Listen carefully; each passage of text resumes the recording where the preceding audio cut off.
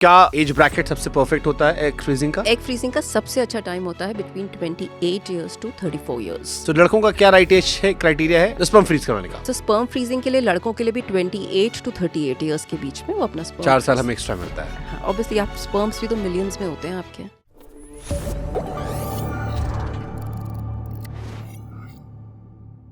किस एज में, मतलब क्या एज ब्रैकेट सबसे परफेक्ट होता है एग फ्रीजिंग का? सो एग फ्रीजिंग का सबसे अच्छा टाइम होता है बिटवीन 28 ईयर्स टू 34 ईयर्स।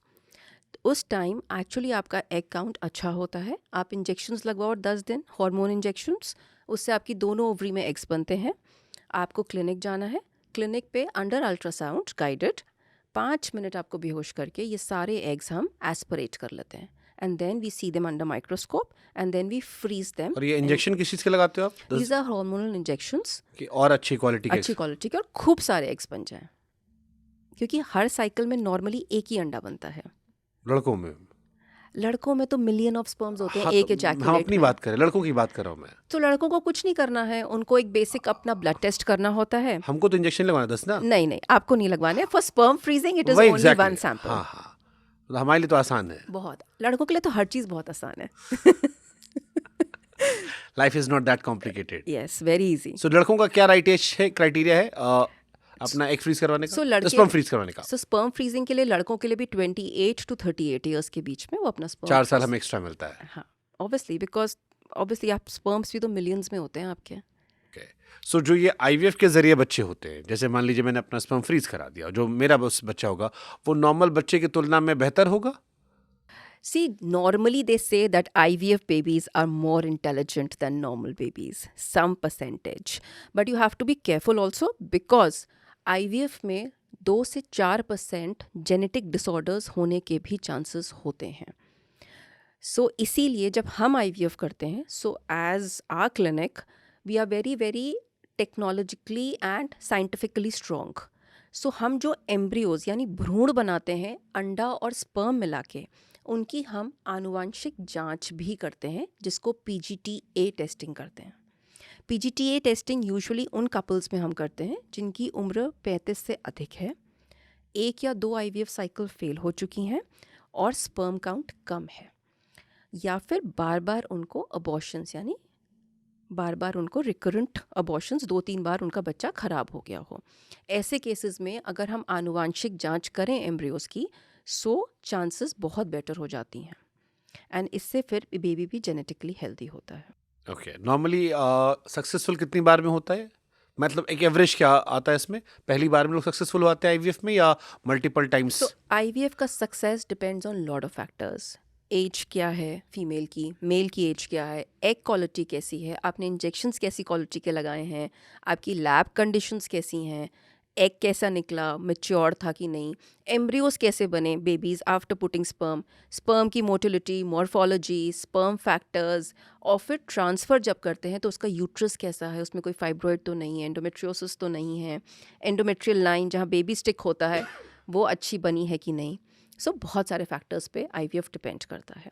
अगर सब कुछ अच्छा दिखता है, बहुत अच्छा, और आप जेनेटिक टेस्टिंग भी करते हो एम्ब्रियोज को डालने से पहले, तो चांसेस यूजुअली 60-65% रहते हैं। जो मैं अगर ऑन एन एवरेज समझना चाहूँ कि 10 कपल अगर आपके पास आए हैं जिनकी उम्र 28 से लेकर 35, 36, 38 साल के बीच में है, उनमें से पहली बार में कितना सक्सेसफुल रेट है अप्रॉक्सीमेटली, अगर मैं So समझना चाहूँ? out of 10 couples in our clinic, 6 to 7 couples usually conceive if there is not a very major problem. First time में? फर्स्ट टाइम में। Now because with higher technology आपकी lab conditions अच्छी हैं, आप अच्छा मीडिया यूज़ कर रहे हो, your doctors are well trained, आप जेनेटिक टेस्टिंग करके डाल रहे हो, your testing everything, so chances are very very good. और होम आईवीएफ में और क्लिनिक आईवीएफ में भी ये रेट सेम रहेगा या इसमें डिफरेंस होने के चांसेस है? क्योंकि यहाँ मॉनिटरिंग आप डायरेक्टली नहीं कर रहे हो, आप एक नर्स से भरोसा कर रहे हो, वो काबिल है मान रहा हूँ मैं, बट ये आपके अपने एम्प्लॉयड लोग नहीं है। सो यहाँ पे ना हम मॉनिटरिंग हम ही कर रहे हैं। सो हम सिर्फ इंजेक्शंस लगवा रहे हैं नर्स से। एनीवेज जब पेशेंट क्लिनिक पे भी आता है तो हम उसको 4 दिन का इंजेक्शन पैक ही करके देते हैं कि भाई ये 4 दिन का इंजेक्शन है, आप बगल में नर्स से लगवा लेना। यहाँ पे भी तो हम यही कर रहे हैं, हम बस इंजेक्शंस पेशेंट्स को भेज रहे हैं, पेशेंट्स घर पे ही इंजेक्शन नर्स से लगवा रहा है, वो बगल से एक अल्ट्रासाउंड मॉनिटरिंग करके हमें भेज रहा है, और अल्ट्रासाउंड का फॉर्मेट भी हमारे फॉर्मेट पे है, तो हमें प्रॉपर पिक्चर्स और फॉर्मेट आता है जिसके बेसिस पे हम फिर आगे स्टिमुलेशन करते हैं. But to tell you this, Shubhankar, we've already touched 5,000 couples in 4 months who Home need IVF में. yes, who actually need fertility treatment, and we've already given almost lot of pregnancies. So our first pregnancy, what I told you, was a twin pregnancy. So इतना सारा patient already conceive कर रहा है, because patient ultimately clinic पे ही आ रहा है ना process कराने. एग्स तो क्लिनिक पे ही निकल रहे हैं, lab conditions are good, babies हम क्लिनिक पे ही बना रहे हैं. अच्छा, जिनके जुड़वा बच्चे होते हैं, क्या मैं मान लूँ कि 10 में से 6 या 7 केसेस आईवीएफ के हैं? या यू कैन से, देखो आईवीएफ में जुड़वा होने के 20 से 25% रिजल्ट रहता है, लेकिन अगर कोई जुड़वा बच्चा सामने बैठा है ना, तो हाँ हम पूछ सकते हैं क्या फैमिली में जुड़वा बच्चों की हिस्ट्री है या फिर आईवीएफ कराया है.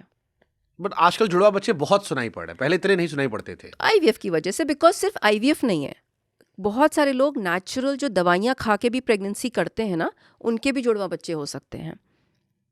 सो आई टेल यू, जैसे नेचुरल प्रेगनेंसी किसी ने ट्राई करी, डॉक्टर ने उसको 5 दिन की दवाई दी, उस दवाई से कभी कभी ओवरी में, दोनों ओवरी में एग्स बन जाते हैं. सो वो दोनों एग्स फर्टिलाइज हो जाते हैं and then they stick both together. So सिर्फ आईवीएफ में नहीं, अगर आप नेचुरल प्रेगनेंसी ट्राई कर रहे हो और आपने दवाई के थ्रू करी है, या फिर आपने आईयूआई कराया है या आईवीएफ कराया है, तो इन सब केसेस में ट्विन प्रेगनेंसी हो सकती बट है. जुड़वा बच्चे होना क्या महिला की सेहत पर असर नहीं करते? सो जुड़वा बच्चे डेफिनेटली असर करते हैं. They can be pre term deliveries. महिलाओं में जेस्टेशनल हाइपरटेंशन यानी बीपी बढ़ने की प्रॉब्लम हो सकती है, डायबिटीज़ हो सकता है, दे कैन बी अनीमिया यानी हीमोग्लोबिन कम हो सकता है, अबॉर्शंस हो सकते हैं. सो डेफिनेटली ट्विन्स होने के अपने साइड इफ़ेक्ट्स भी हैं. बट वही है, अगर आप अच्छी क्लिनिक और अच्छे से मॉनिटर कर रहे हो ना ट्विन प्रेगनेंसी, तो आप बहुत अच्छे से उसको निकाल सकते हो. अब जैसे फराह खान के यहाँ 3 बच्चे हुए थे, तो अगर उन्होंने आईवीएफ करवाया होगा या जिस भी प्रोसेस से करवाया, सरोगेसी करवाया हो, उन्होंने खुद कंसीव किया था?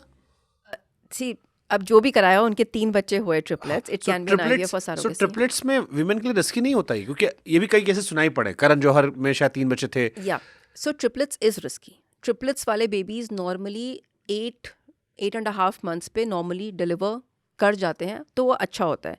लेकिन ट्रिपलेट्स यूजली कभी कभी जल्दी भी डिलीवर कर सकते हैं, प्री टर्म डिलीवरीज भी हो सकती हैं. And I delivered quadruplets. मैंने 2 बच्चे डाले थे और वो दोनों अंदर जाके यूट्रस में स्प्लिट हो गए. मेरे हाथ में कुछ नहीं था, दैट वाज नेचर. एंड उसके 4 बच्चे थे. उसने मना कर दिया कि मुझे कोई रिडक्शन नहीं कराना. नॉर्मली अगर 2 या 3 या 4 बच्चे होते हैं, तो 3 महीने की प्रेगनेंसी पे आप बच्चे रिड्यूस कर सकते हो. बट शी सेड मुझे रिड्यूस नहीं कराना. एंड 35 वीक्स यानी 8.5 मंथ्स पे मैंने ये 4 बच्चे डिलीवर किए थे. सही सलामत? सही सलामत. चारों बच्चे हैं? चारों बच्चे, 3 girls 1 boy. So Times of India had covered this story also. Nice. बहुत सारे मेरे पास क्वेश्चन भी आए थे ऐसे ही रैंडम. सीरियस क्वेश्चन पे जाने से पहले कुछ ही धमाके वाले क्वेश्चन पूछ लेते हैं. ये एक डिजाइनर बेबी बड़ा कॉन्सेप्ट चला है कि आईवीएफ वाले डिजाइनर बेबी मांगते हैं, हमारा बच्चा ऐसा होना चाहिए. अरे बहुत सारे, मतलब पीपल काम की, मुझे ना वो स्माइल शुभांकर जैसे, होंठ शुभांकर जैसे, हाँ आंखें ऐश्वर्या शुभांकर जैसी हो. जैसा दिखता हो. तो मैंने कहा फिर आपको शुभांकर को लेकर आना पड़ेगा to get semen sample also. नहीं, मैंने अभी डोनर बनने का काम नहीं शुरू किया. बन सकते हो शुभांकर. मैं ठीक ठाक काम एक धंधा शुभांकर डोनर भी एक मूवी बन सकती है. ठीक है, मेरे बाबा के 10 थे, मुझे नहीं चाहिए 10. सो बट ये डिजाइनर बेबी कॉन्सेप्ट सही है, ये मतलब लोग मांगते हैं, डिमांड करते हैं. एग्जैक्टली. सो दे से कि बिकॉज अब इतना कल्चर हो गया ना, लोग दे वांट टू हैव फिरंग बेबीज. डिजाइनर से ज़्यादा फिरंग babies. We need somebody with green blue eyes, we want fair but they not complexion. Scared कि पड़ोसी बोलेगा कि भाई किसके बच्चे हैं ये. अभी नहीं. अभी तो बहुत सारा देखो, जो एक्चुअली जो और टियर 2 टियर 3 सिटीज़ से आते हैं ना कपल्स, वो थोड़ा वरिड रहते हैं कि हाँ मेरा बच्चा मेरे जैसा दिखना चाहिए. सो ऑफ कोर्स मैंने कहा जब आपका ही एग और स्पर्म है तो भाई बच्चा आपके जैसा ही दिखेगा ना. लेकिन some people they come and they tell me कि मुझे ना बहुत फेयर बच्चा चाहिए, मुझे लंबा बच्चा चाहिए, मुझे बच्चा चाहिए जिसके थोड़े से कर्ली बालों, स्पेशली आफ्टर अब्राहम, शाहरुख के बेटे के बाद. So there was a big controversy कि हमें ऐसे बच्चे चाहिए. बट दिस इज़ ऑल यार परसेप्शन. लोग परसेप्शन पे जी रहे हैं कि अब वो कुछ भी हो सकता है. सो आई टेल देम भाई देखो जैसा स्पर्म होगा जो ऐसा एग होगा वैसा ही बेबी होगा. ये तो क्या लोग स्पर्म और एग ही बोरो करते हैं?